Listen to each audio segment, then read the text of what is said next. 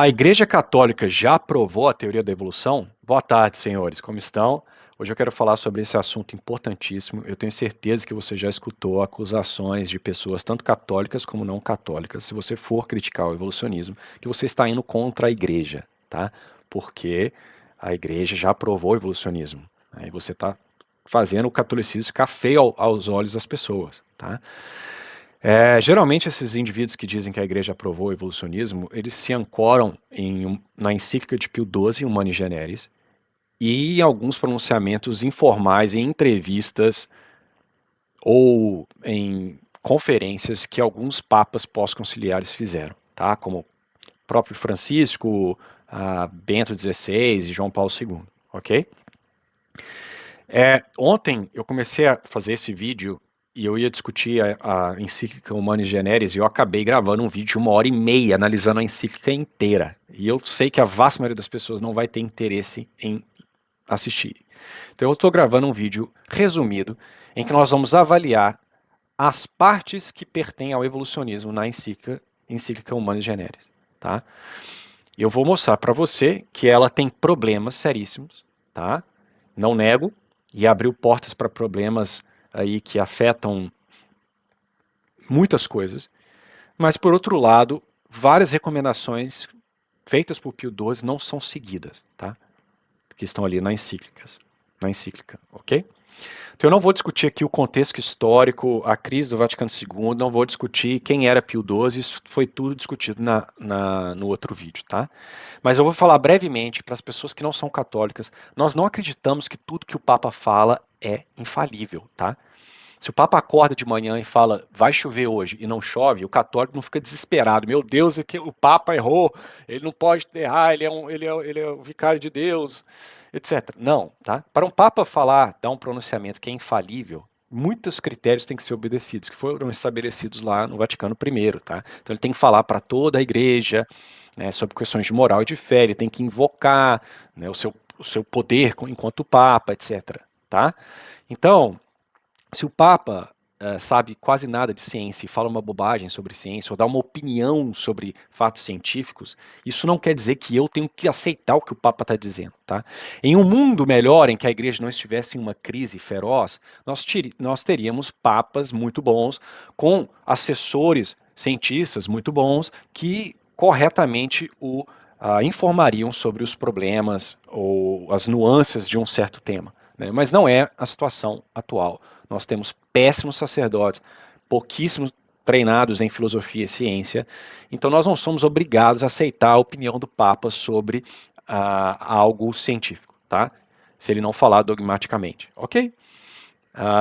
Então é isso, para as pessoas entenderem, tá? Que o católico ele não tem que seguir tudo que o Papa fala. Se o Papa te mandar pular do prédio, você não vai pular do prédio. Tá?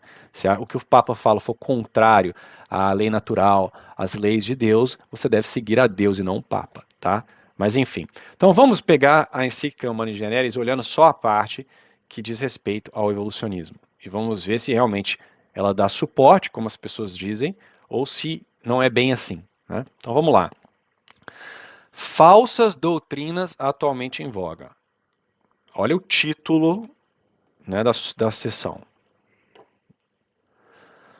Do subcapítulo, perdão. Se olharmos para fora do redil de Cristo, facilmente descobriremos direções que seguem não poucos dos homens de estudo. Uns admitem sem discrição nem prudência o sistema evolucionista, que até no próprio campo das ciências naturais não foi ainda indiscutivelmente provado, pretendendo que se deve estendê-lo à origem de todas as coisas e com ousadia sustentam a hipótese monista e panteísta de um mundo submetido à perpétua evolução. Então, olha aqui, então Pio XII está condenando, criticando o evolucionismo defendido por basicamente todos os evolucionistas, católicos ou não. Né? Porque os católicos, hoje em dia, eles aceitam uma teoria não provada como sendo factual. Né? Essa encíclica foi escrita em 1950. Hoje se provou evolucionismo. Não, na época de Pio XII já se falava que o evolucionismo era provado. Se você perguntar um darwinista, ele vai te falar que não, desde Darwin que já ficou bem claro que o evolucionismo era um fato indiscutível. Então, hoje em dia, a teoria da ancestralidade comum universal ela continua sem suporte tá? Tão quanto na década de 50.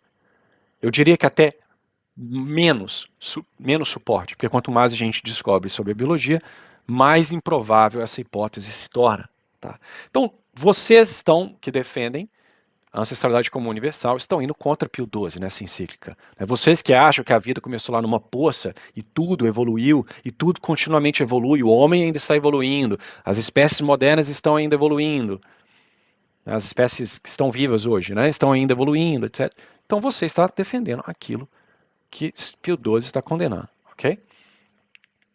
E ele coloca aqui, inclusive, um link entre o evolucionismo e o comunismo, né? Dessa hipótese se valem os comunistas para defender e propagar seu materialismo dialético e arrancar das almas toda a noção de Deus. As falsas afirmações de semelhante evolucionismo, pelos quais se rechaça tudo que é absoluto, firme e imutável, e veja que todo evolucionismo faz isso, tá? O darwinismo, ele nega que existam espécies naturais. O que eu chamo de espécie lá, um lobo ou um carvalho, isso é arbitrário.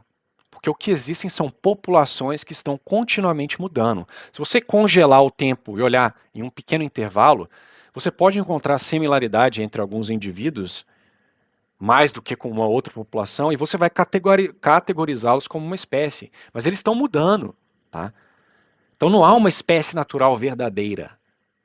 Eu posso categorizar uma única espécie como uma espécie e um cara ir lá e dividir essa espécie em 30. Isso ocorre todos os dias na academia. Por exemplo, tem plantas que tem. Um cara coloca uma população como sendo uma espécie só, e tem outro que vai lá e pica isso daí em mais de 60 espécies.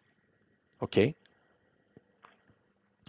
Então, o evolucionismo ele abandona o essencialismo. Não tem como você ter essências que não mudam se populações não existem, né? Estão continuamente mudando. Você elimina o essencialismo. Então tá aí. E Pio XII está criticando isso, né?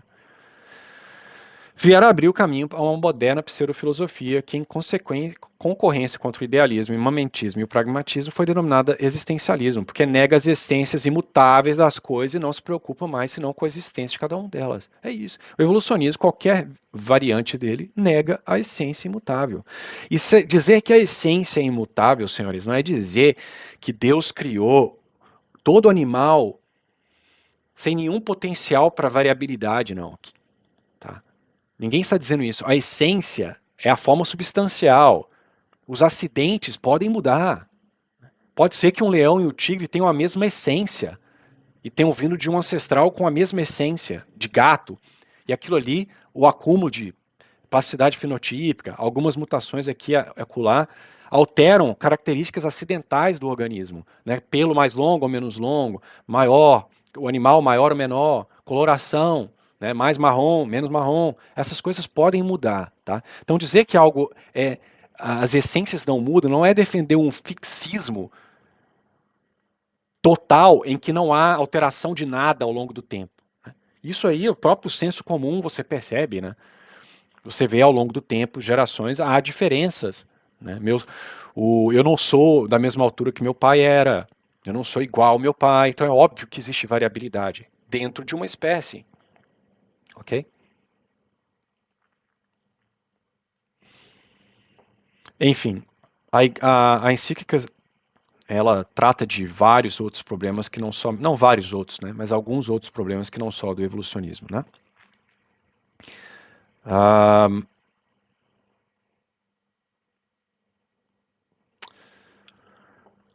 Isso aqui é interessante, né? Alguns também põem em discussão se os anjos são pessoas e se a matéria difere essencialmente do espírito. Né?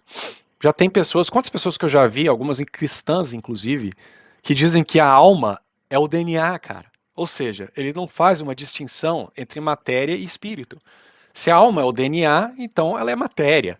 Né? Então você vê esse problema aí, né, fruto do materialismo, muitas vezes oriundo do evolucionismo que o cara segue. Né? E não só isso, mas ainda, passando por cima das definições do Concílio de Trento, destrói-se o conceito de pecado original, juntamente com o do pecado em geral, como a ofensa a Deus e também o da satisfação que Cristo ofereceu por nós. E há uma relação muito íntima entre evolucionismo e pecado e a ausência na crença do pecado original. Porque se Adão e Eva não existem, não existiram, né, não deram origem ao gênero humano, então não há pecado original, meu amigo. E se não há pecado original, a redenção de Cristo não faz sentido e o cristianismo inteiro colapsa. Entendeu? Essa é a gravidade do problema. E alguns ateus sabem disso. Eu já vi aí várias. Você procura aí no Google agora, quotes online, né, pessoas dizendo isso. Não tem Adão e Eva, logo o pecado original não existe e o cristianismo cai. Tá? E usando isso como argumento contra o cristianismo. Claro, é só os idiotas úteis que não percebem o problema. Né? E é por isso que tantos teólogos e filósofos católicos modernistas tentam conciliar a ideia de pecado original com o evolucionismo. E se isso se deu por causa dessa encíclica, e vocês vão ver o porquê. Tá? Mas veja aí, né, o problema. Tá, agora vamos lá. Resta-nos dizer agora algo acerca de algumas questões que, embora pertençam às disciplinas, aqui é costume chamar positivas, né, o que a gente chama de ciência moderna hoje em dia, entretanto, se entrelaçam mais ou menos com as verdades da fé cristã. Não poucos rogam insistentemente que a religião católica tenha em máxima conta a tais ciências, o que é certamente digno de louvor quando se trata de fatos na realidade demonstrados, mas que hão de admitir-se com cautela quando se trata de hipóteses, ainda que de algum modo apoiadas na ciência humana, que tocam a doutrina contida na Sagrada Escritura ou tradição.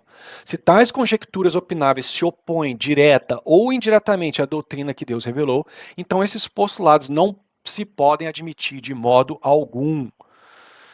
Então, é óbvio, se você tem algo saindo da academia científica que entra em contradição direta com o que a igreja ensina, você tem que abandonar o que está saindo da academia. Ah, mas todo mundo lá na academia defende essa ideia, cara. Onde que está a sua fé, meu amigo? As ciências modernas, elas estão em constante evolução. O que era antes considerado um fato absoluto, hoje em dia cai. Uma teoria que era defendida anteriormente, hoje em dia rui e outra aparece. Deus é imutável. A verdade, de maneira geral, é imutável. A igreja não erra. Então você vai colocar sua confiança onde? Em um Deus inerrante ou em teorias científicas em contínua mudança? Se você, meu amigo, é um leigo, você não sabe nada de ciência, e você vê uma contradição que seja aparente entre uma teoria científica e a sua religião, você deve, obviamente, na sua religião não, se você for católico, as religiões falsas fazem comentários estúpidos muitas vezes em relação à ciência, né? Mas se você é católico, a igreja ensinou consistentemente algo, né, que está ali na Bíblia, que está ali nos Santos Padres, que está ali, né, os doutores da igreja defenderam, que está ali em documentos oficiais da igreja, como por exemplo Adão e Eva. Cristo menciona Adão e Eva, São Paulo menciona Adão e Eva. E você vê cientistas dizendo que Adão e Eva não existiram. Quem que você deve seguir, meu amigo? Você deve ter confiança em Deus e não em teorias científicas. E deixe para os especialistas católicos da área lidarem com a suposta contradição. Tá? Se você é leigo, você tem que se preservar. Tá? Então você não pode abraçar o que contradiz a fé católica. Não interessa quantas pessoas defendem.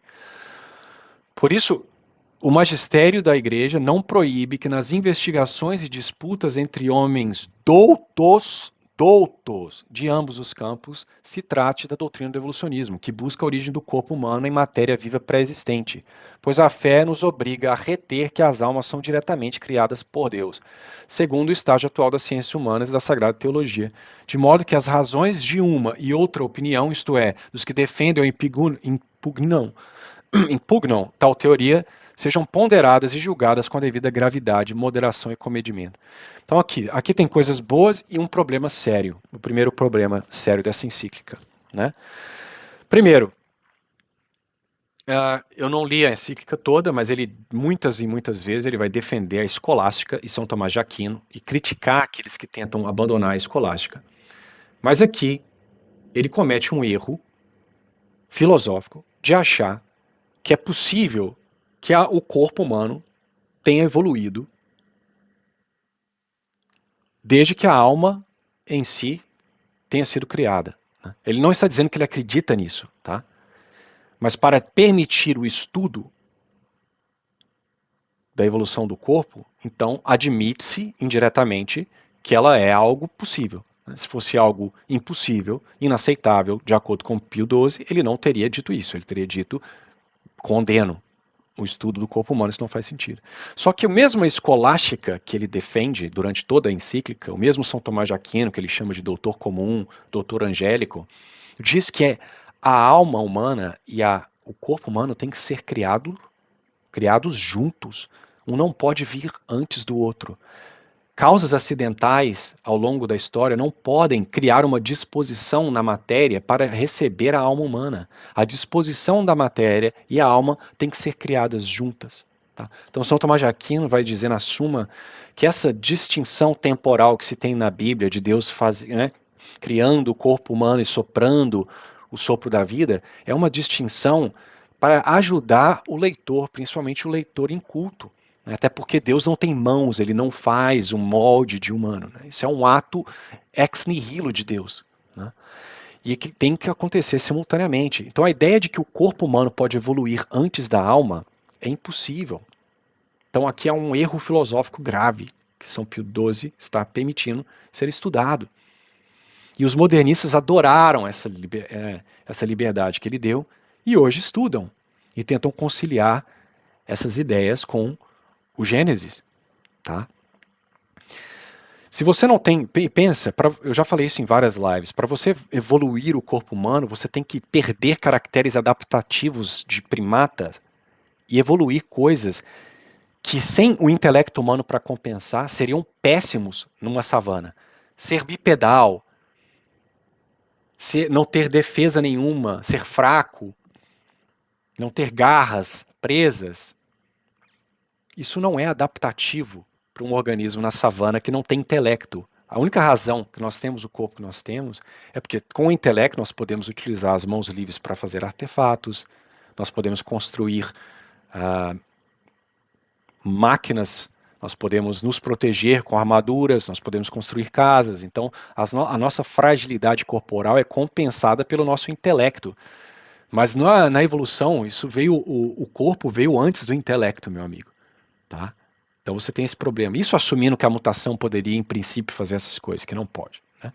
Mas é isso. Tá?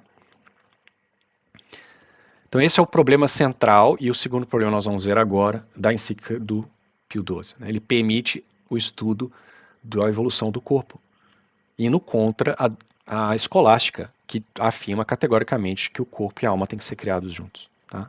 E contra, né, toda a doutrina católica, a tradição católica a respeito de Adão e Eva e da criação. Né? Mas ele diz também, né, que homens doutos e com ponderação devem discutir esses temas. O que não acontece hoje. Um Zezinho de ensino médio vem em comentário de vídeo ou em dar palestras sobre um tema que ele não domina. E não há ponderação na discussão. Se você critica o evolucionismo, você é censurado, você é ridicularizado, você perde seu emprego, você é acusado de estar com uma visão antiga, anti-ciência, negacionista, como se fala aí no Brasil. Então, onde que está a ponderação? Onde que está essa... Os dois lados devem ser escutados, as evidências colocadas lado a lado. Não, isso não ocorre. Porque um lado é ridicularizado. Então, isso também não se segue aí. Hoje, atualmente, as pessoas não estão obedecendo o que Pio XII falou. Contanto que todos sejam dispostos, né, a obedecer ao ditame da igreja, a quem Cristo conferiu o encargo de interpretar autenticamente as Sagradas Escrituras e de defender os órgãos da fé. Então, se amanhã vier um Papa Santo e ele condenar o evolucionismo, formalmente, você vai ter que abandonar, meu amigo. Mesmo que você ache que o evolucionismo é a teoria mais provada de todos, ok? Porém, certas pessoas ultrapassam com temerária audácia essa liberdade de discussão, agindo como se a própria origem do corpo humano a partir da matéria viva e preexistência fosse já certa e absolutamente demonstrada pelos indícios até agora achados e pelos raciocínios neles baseados, e como se nada houvesse nas fontes de revelação que exigisse a máxima moderação e cautela nessa matéria. Então vejam, mesmo tendo feito a concessão que eu acho que foi errada, ele diz que as pessoas, como hoje, temerariamente, sem prudência nenhuma, discutem e se ensinam como se a ideia do corpo humano ter evoluído fosse fato. E ignoram a contradição clara com o Gênesis, com os escritos dos santos, com os escritos dos doutores, com a tradição da igreja. Não há contradição. É óbvio que há uma contradição, meu amigo. Então Pio XII condena essas pessoas, que hoje são a maioria. Então onde que está o apoio aí à teoria da evolução nesse documento? Mas tratando-se de outra hipótese, isso é, do poligenismo, os filhos da igreja não gozam da mesma liberdade, pois os fiéis cristãos não podem abraçar a teoria que depois de Adão tenha havido na terra verdadeiros homens não procedentes do mesmo protoparente por geração natural, ou ainda que Adão signifique o conjunto dos primeiros pais. Porém, isso é feito todo dia. Eu já fui em palestras em Oxford de dominicanos argumentando que Adão era simplesmente o membro de uma tribo, o chefe da tribo, e que o pecado original foi passado por imitação. Você tem pessoas defendendo, né, como Kemp, como Edward Feser, que é possível de que Deus tenha tirado dois primatinhas lá, homo neandertalenses, homo que quer que seja, infundido a alma em dois deles, e a partir desses dois, então, a humanidade cresceu, não a partir somente desses dois, mas porque eles tiveram relação com seus primos irracionais, ou seja, bestialismo. Você enxerga isso o tempo inteiro, vai procurar aí, Theistic Evolution, Original Sin, coloca no Google Scholar aí. Eu te mando as referências, se você quiser, de artigos defendendo exatamente isso. Então onde que está a prudência? Heresia dizer que o pecado original não é passado por geração, mas sim por imitação, isso é heresia, e é falado abertamente. Artigos são publicados em jornais aí, dos próprios Blackfriars, Science et Fidei, outros jornais aí de teologia e filosofia, publicam essas porcarias. Mas aí vem o segundo erro de Pio XII, que eu coloquei em verde aqui. Ele coloca isso tudo, né, do poligenismo, e fala, já que não se vê claro de que modo tal afirmação pode harmonizar-se com o que as fontes da verdade revelada e os documentos do magistério da igreja ensinam acerca do pecado original, que procede do pecado verdadeiramente cometido por um só Adão e que, transmitindo-se a todos os homens pela geração, é próprio de cada um deles. Só que veja que ele coloca aqui de uma forma que abre para todo tipo de problema.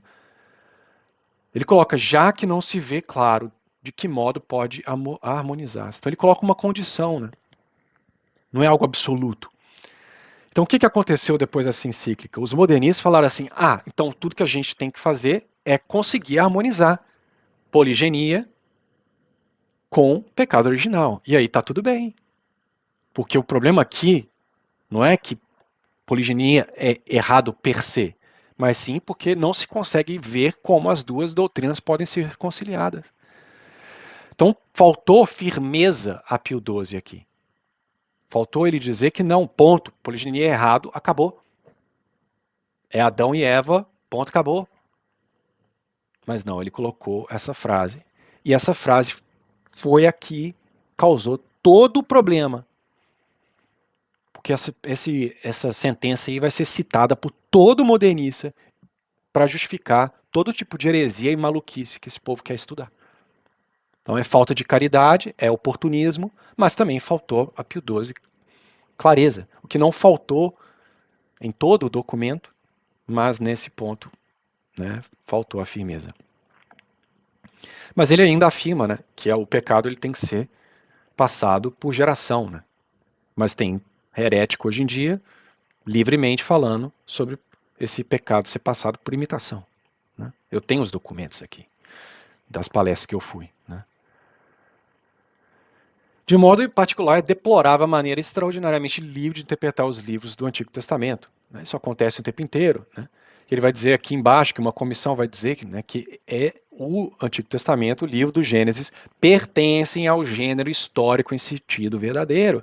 Então essa galera fica dando sentido só simbólico para o Gênesis, para escapar da aparente contradição com o evolucionismo. É porque o Gênesis não é bem histórico, é uma simboliza, ali só tem verdades ali, muito gerais. Pio XII condena. Ele fala que não, que esse pessoal que fica interpretando o Gênesis livremente, dando caráter simbólico a tudo, é contrário à doutrina católica. Ok?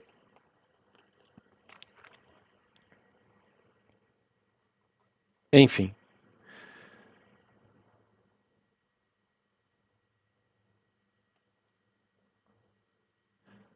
Esforcem-se, uma das diretrizes que ele coloca, esforce-se com todo o atento e emulação por fazer avançar a ciência que professam, mas evite também ultrapassar os limites por nós estabelecidos para salvaguardar a verdade da fé e doutrina católica. As novas questões que a moderna cultura e o progresso do tempo suscitaram, apliquem sua mais diligente investigação, entretanto com a conveniente prudência e cautela, e finalmente não creiam, cedendo a um falso irenismo, que os dissidentes e os que estão no erro possam ser atraídos com pleno êxito, a não ser que a verdadeira verdade íntegra que está viva na igreja seja ensinada por todos sinceramente, sem a corrupção nem diminuição alguma. Então ele pede prudência, pede que as ciências sejam estudadas com cautela, coisa que não se faz hoje, e pede para as pessoas pararem com essa idiotice de achar que você tem que colocar um catolicismo leite com pera para que as pessoas se convertam. Ah, não, mas se eu falar dessa forma, que o Gênesis é literal e que não sei o que das quantas, o cara lá, o protestante ou o ateu não vai querer se converter, então a gente tem que se modernizar e falar dessa tal e tal forma, um catolicismo assim mais light. Não, meu amigo. Você tem que dar o catolicismo verdadeiro, mesmo que isso vá levar à perda do respeito humano. E com certeza almas serão convertidas pela verdade, assim como eu fui. Ninguém passou pano para mim. Eu, não, talvez dê para conciliar isso com isso, não fica à vontade, cara. Não, o catolicismo é muito flexível, não. E essa é a última etapa da conversão, é você abandonar as suas crenças pessoais falsas e abraçar a verdade, tá? Mas enfim, estamos quase aí meia hora, pelo menos uma hora a menos do que o outro vídeo, né? Ainda assim ficou longo. Então vejam que a encíclica do Humani Generis, ela não defende loucamente o evolucionismo, né? Pelo contrário, ele coloca várias limitações do estudo. Ele diz que o evolucionismo é algo não provado, tá? Ele acusa as pessoas de tratarem como sendo algo provado, ele acusa as pessoas que não têm prudência nenhuma nas discussões, mas por duas frases em que faltou rigidez, os modernistas se ancoraram e causam esse dano atual aí, horrível. Né? Então, eu peço que vocês me mostrem aonde que nessa encíclica que há um suporte unilateral ao evolucionismo. Se você lê a encíclica inteira, você vai ver que ela é totalmente contrária ao modernismo. Tá? Mas enfim, é isso. Espero que esse vídeo os ajude de alguma forma. Fiquem com Deus e até a próxima.